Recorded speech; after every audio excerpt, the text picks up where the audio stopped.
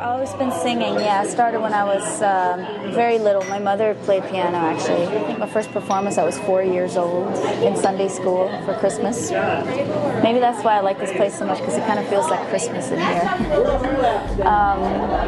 And then I started studying the violin when I was 9. So violin became my second instrument, if you think of your voice as your first. And then I just started adding them on. I started sneaking into my friends' guitar lessons,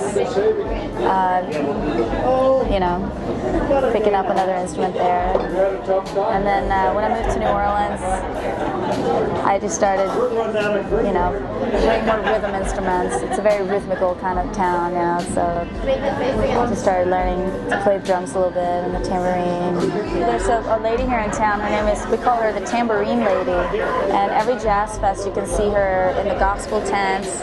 She carries her tambourine around, and she dances with that tambourine. She makes it flip in the air, and she plays other body parts, and she swings the thing around. And just seeing the kids in the street who tap dance, they put little bottle caps under their shoes, and how they move, and just kind of use objects around to make sound. A lot of my friends too here in town, they have this creative side of them where they just pick up objects and found things and recycle stuff, and they make things out of it.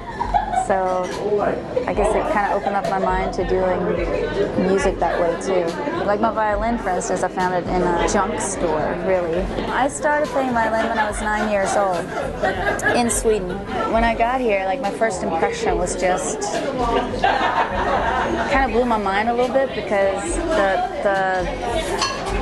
the playfulness in the style and how visceral the performances were really captivated me. And I remember one of my first trips into the French Quarter, I was actually walking by here on Royal Street and into Jackson Square, and I saw all these brass bands playing